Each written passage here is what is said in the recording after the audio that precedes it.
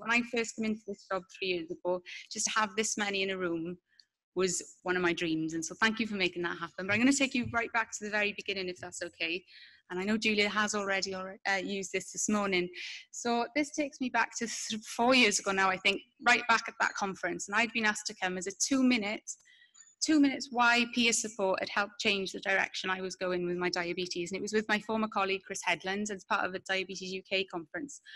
And somebody at that talk, one of the consultants, put up this slide. And for the very first time, I looked at this slide, and I'd never been to anything that was like an NHS run thing before. And I kind of looked at it and I thought, wow, so far, my diabetes journey is quite normal. And then I looked at it and I thought, wow, I wish that was a representation of my journey, because that peaks at 9 and my HbA1c peaked at about 15.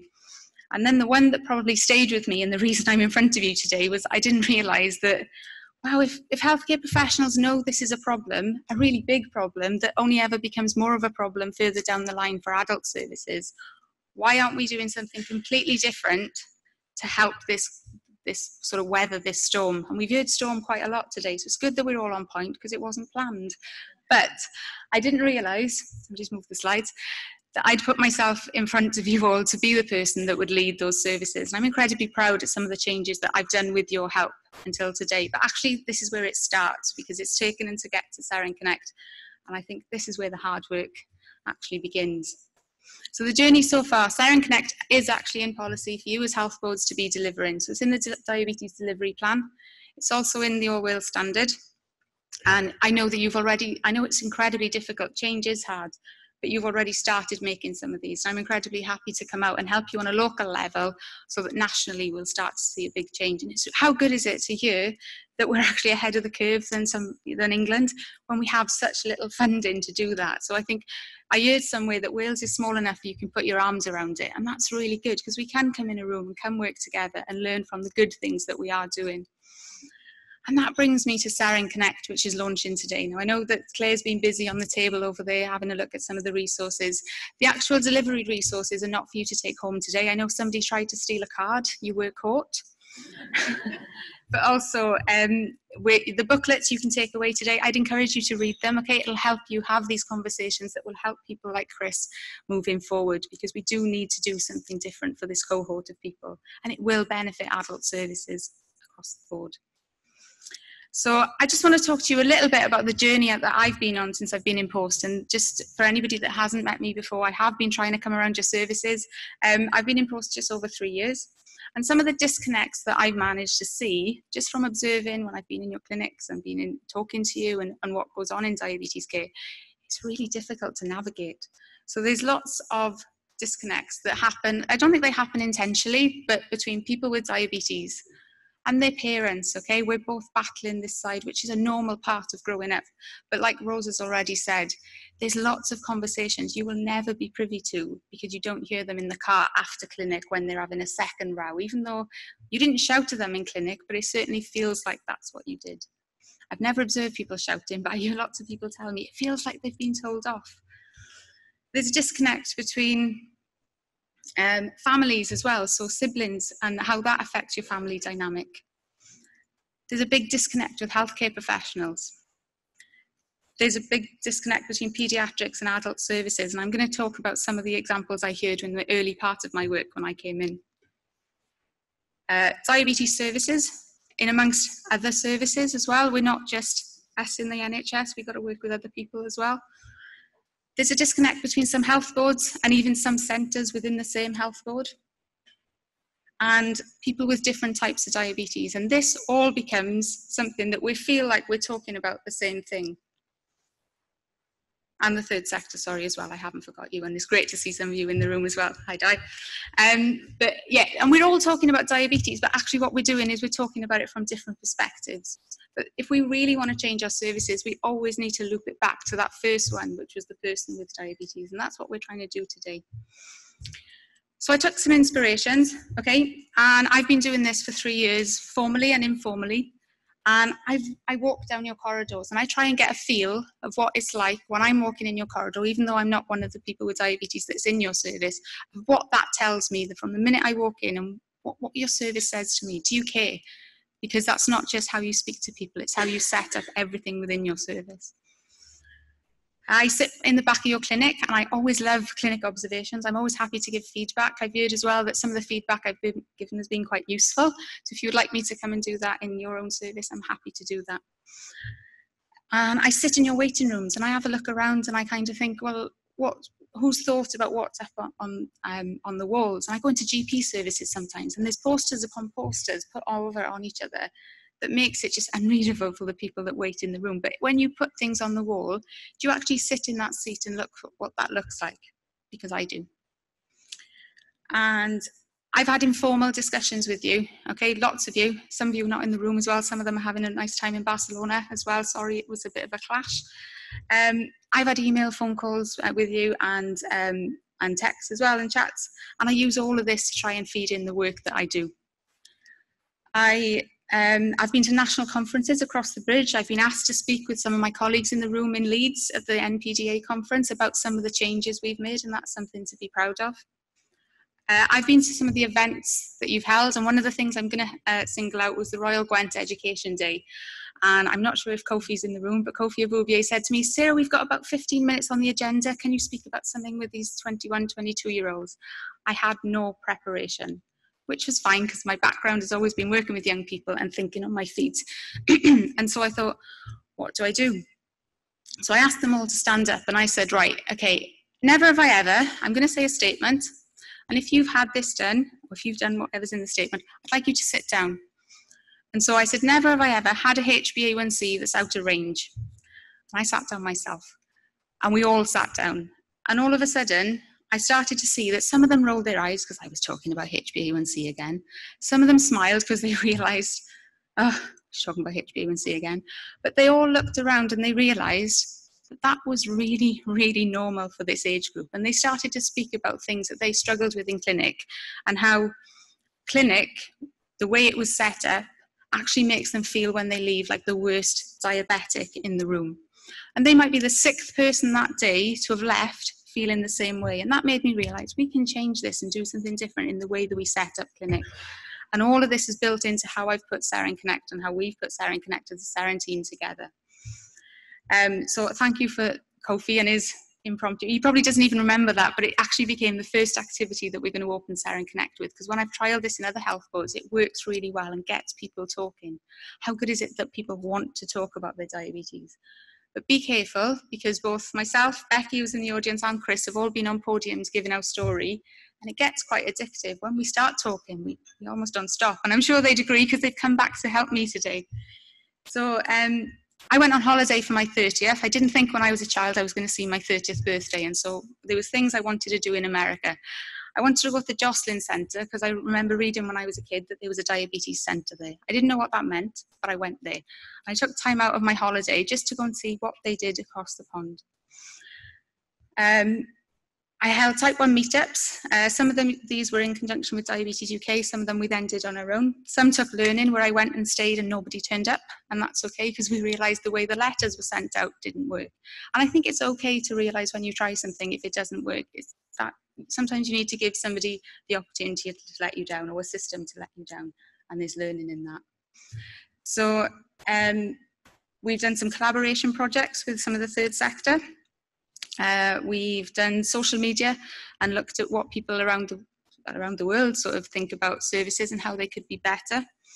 I've been to lots of meetings, lots and lots of meetings, but every time I go to them, I also listen and I think, what can we do differently to help not just people, but to help staff as well, and to help the NHS, because we know we're underfunded and overstretched.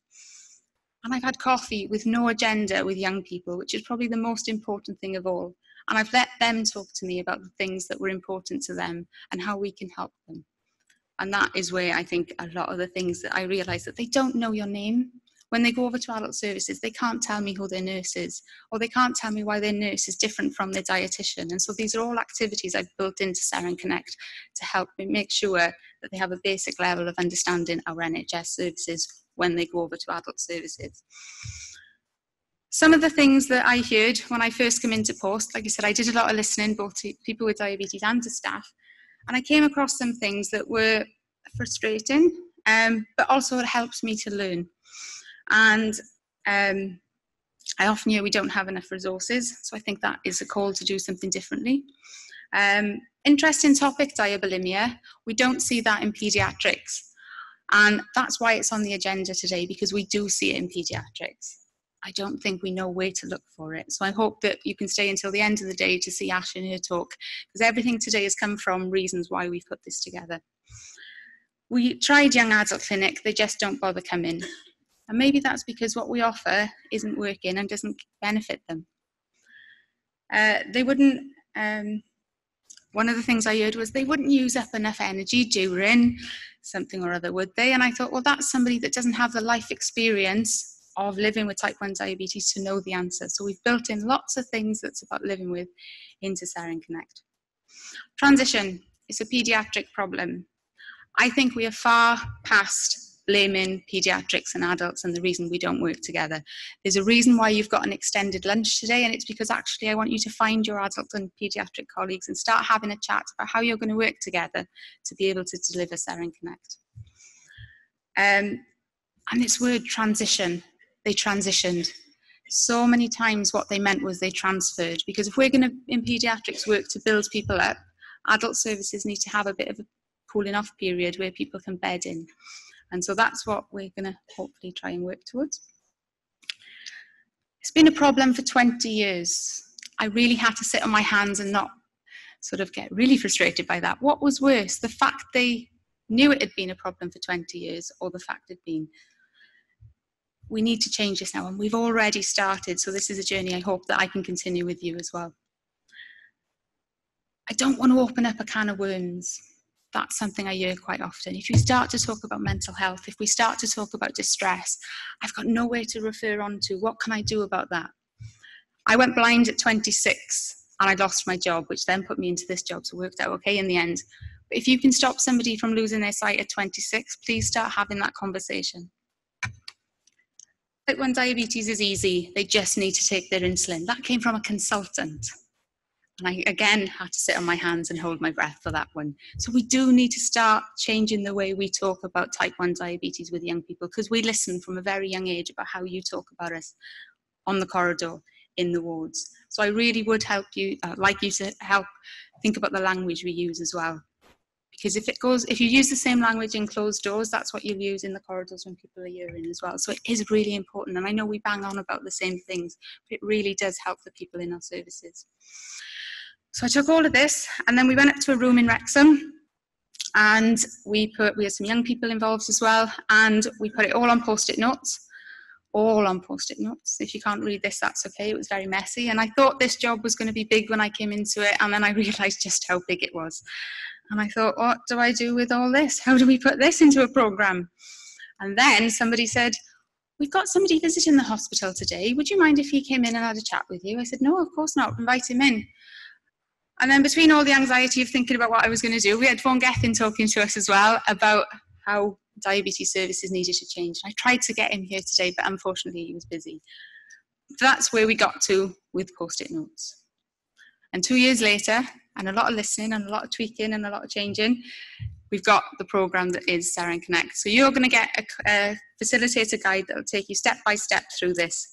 And actually, while it looks a lot, it's 4 sessions over 2 years. That's all we're talking about, is 4 education sessions. So instead of having the conversation of learning to drive with 6 young people who all leave, maybe feeling they're not doing very well or as well as they should be, you can bring them all together. They can learn together. You have that conversation once, but somebody in that group might have the confidence to start asking questions about their diabetes, and somebody else might realise they actually engage with their diabetes today. Because that's some of the things you see that happens on the Daphne course. And when people come together, actually it normally changes things for lots of people. And feedback from the people that have been involved, the young people, when they've put this together with me, is that their HbA1c has actually has dropped as well. So if we could recreate this for young people, surely that's only going to be a good thing for everybody. The step-by-step delivery and support and a resource checklist. And there's 11 activities with cards to help you have these conversations with young people. And then there's additional booklets. Some of you I've seen have been quite interested in them already, but that's not exclusive to the course. So you can start using these in your paediatric consultations or in your older consultations as well. If you've got a young person that's drinking at 14, Don't tell them to wait until they're 18, that's not going to work. Use the booklet to help them stay safe when they're drinking. You're not condoning it, but you're just knowing that they can stay safe if that's what they're choosing to do. So just to give you a bit of a feel of what it looks like, please, in the lunch break, Claire's going to have a really short lunch and stand over there to show you these in the break, but please go and take a look at them, and I'd welcome any feedback today or as the programme rolls out in your health board. So just to give you a bit of a flavour of what the curriculum looks like. It's quite user-friendly, it's had some good feedback so far. But it aims to connect paediatrics and adult colleagues. It aims to connect people with diabetes and their healthcare teams. But more importantly than anything else, it aims to connect people with diabetes with their own condition and start to develop confidence that they can look after themselves, that they may not get what's expected of them, but they don't have to be there yet. And it's a bit of a journey, and it will get easier, like Chris said. So just to give you a bit of a flavour of what's covered, okay, so the first session is normalising type 1 diabetes in the context of young people, or in the context of people living with diabetes. Thinking about young adult life, what's some of the things that's going to impact how they manage their condition in the next couple of years? Type 1 diabetes and driving, and this is really important because actually this is probably a programme that could be used with people slightly older than this transitional age gap. Because actually if I was diagnosed at 23 but I learned to drive at 17, I now need to know how to learn to drive safely with type 1 diabetes, even though I might have learned to drive a few years ago. It covers telling new people, because you always have to sort of come out about your health condition, or do you have to always come out? What's the right thing to do? If I come out in a job interview that I've got a condition, is that going to penalise me? Will I not get the job? We won't know the answers, but these are things that young people worry about, and that becomes the beginning of why it gets sort of pushed under the table. Moving on to E2 then, roughly 6 months later, they'd come back again with the same group, and we talk about managing alcohol, sex and relationships, because it is really important that they talk about their condition with a potential partner.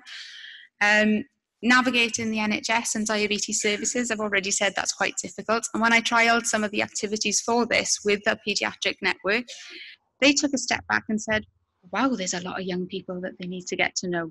So that was quite useful for them to just see what that actually looks like this side of the fence. And preparing for adult services, it is different, there is going to be a difference, but if we can prepare them a little bit better, hopefully they won't fall between too many gaps.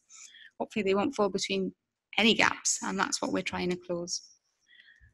Then going on to E3, understanding stress and type 1 diabetes. And stress is a normal part of life. We all get stressed. I was a little bit stressed running this conference today, but thanks to all the familiar faces, it's been really well so far. But how do I manage that into managing my condition? Normally, when I get up on a stage, my blood goes a little bit higher, but it's in range today, so that means you're not as scary as I thought you were this morning. That's the first time that's ever happened, and I've been 3 years into giving talks now. Work and employment, okay, so what are the options? What can you do about that? How can you talk to your employers?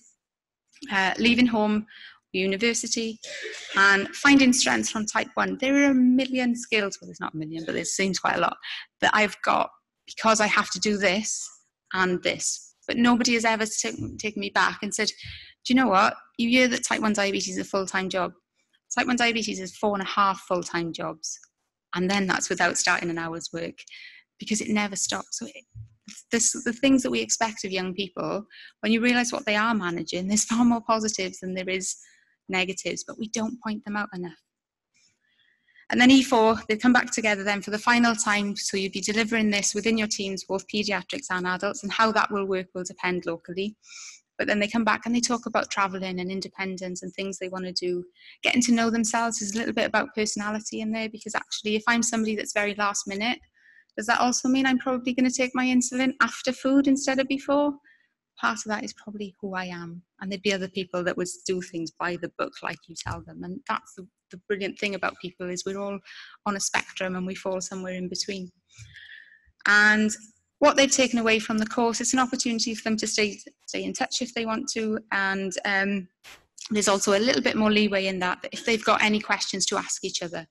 You know, I'm quite often, I remember asking someone else about a pump, or asking, if they want to talk about something. That's built in as well. So it's not reliant on events and other things for peer support. It's actually bringing it into the care as part of care. So every session goes with aims and objectives and a lesson plan. There's a resource and a checklist, and I'm going to come out locally and talk to you in more detail about this. So this is just to give you a snapshot today. And then there's step-by-step. If you're somebody that's not so confident with delivery in the first attempt that you do this, there's a step-by-step of how this could work with young people. And we've trialed a lot of these exercises in different forms as well. There's cards to help you get these conversations, like I said. And then there's also these take-home messages, which will be part of giving them out as this, but also available in your waiting rooms. And that can be your waiting rooms, but also for you to use in clinic as well, like Rose was saying, the subtle difference in that.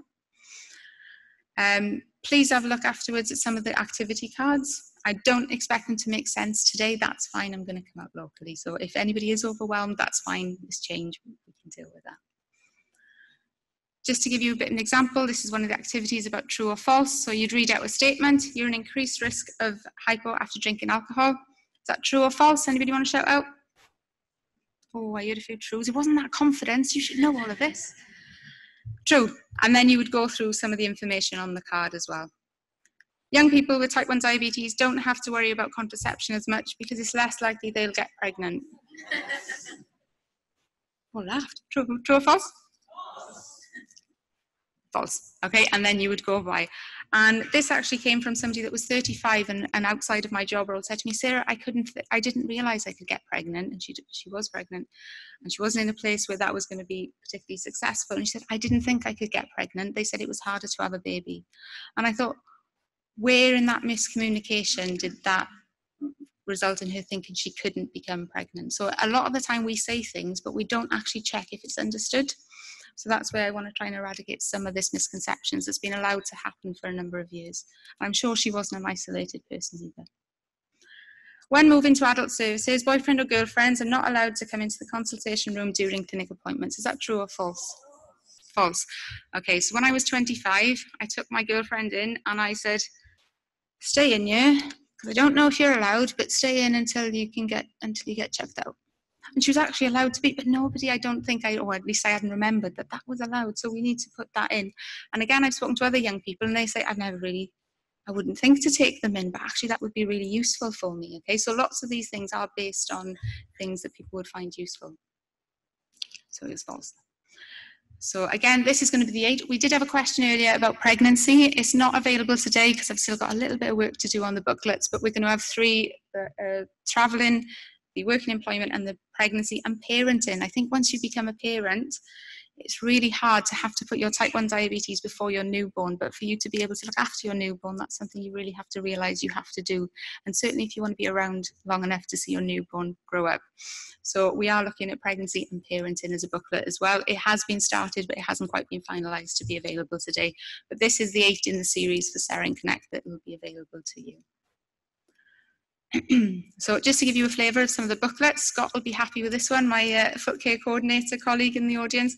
This is the podiatry booklet, and they've all got quite a nice feel to them. They're useful. They've got some lived experience and quotes. They've been written, this one particularly has been written with a podiatrist, and they're very friendly, I think, for any age. I've had input from young people in the design. I say young people by default, but I've had input from older people as well, and they've said that they're quite useful. So, and it also talks about some of these complications, but actually what that looks like. So it's okay telling me I might have complications with my feet, but what does that feel like early on? In my early 20s, when I'm trying to go to sleep at night, knowing I've got to be up early for work in the morning and my feet are burning because my blood sugar is too high. What does that feel like before it is actually my foot and an amputation? We need to start sort of educating, but not scaring. It's about supporting people and not scaring them, because we know fear is not a motivator. So it introduces some of the complications, but in a way they learn about them rather than having their finger pointed at them saying, do this or this will happen. And then there's subtle things like, are you a smoker? It might be good if you thought about giving up, and if you need help to give up, here's where you can get it. Some of the feedback I've had, the toenail clipping on page, I can't quite see that from here, was really useful. You know, lots of young people saying, I wish I'd had this when I was younger, rather than finding out how to do it the wrong way. Their words, not mine. But one of the things for me, which I think will be really beneficial for everybody here and in the audience, was that I had an adult consultant see the benefit of this and wanted to get involved with the delivery at E1 and was really keen that that was happening. Like, that for me, if they could have a relationship with their consultant before they move over, I can only see a benefit in that happening. So that for me, to that person, I really wanted to feed that back to you. And I hope that if they are in the room today, I hope they don't mind that was in there. So moving forward, what do I need from you? So Claire has got the table, and I would like a lead contact from peds and from adults leaving today, if that's okay. So I know who I can contact to start getting this up and running in your health boards. Now I know I've been in contact with some of you already, and I come to some of your health boards, but please put your name down on there. So as of, I'm on leave for the next couple of days, but as of next week, I can start to communicate this to you, to how we can roll this out and how I can help you roll this out as well. I've got a lot of background in sort of educating and engaging young people, so please use that and allow me to help you to do that. And then I can come out and I deliver training as well to help you set up. And you don't have to have it all sorted. That's all you need to concentrate on is the first session. Okay, so E1. So it'll be a gradual change in our care. There's a lot of thank yous. I'm not going to give a sort of speech about this, but there's just lots of things that actually was informal discussions I had that helped feed into some of the things that was in there as well. So thank you very much to the Seren team, the smaller team we started with all those post-it notes, the wider team that helped me sign things off, and all of the support that we give each other, because we're like a little family and we all work in our own ways. And but it's wider than Seren, okay? This is about all of the colleagues that we work with across the NHS in all 7 health boards. And if there are representation from Powys, please speak to me about how we can get this into your health board as well, because I'm aware there isn't a paediatric adult service.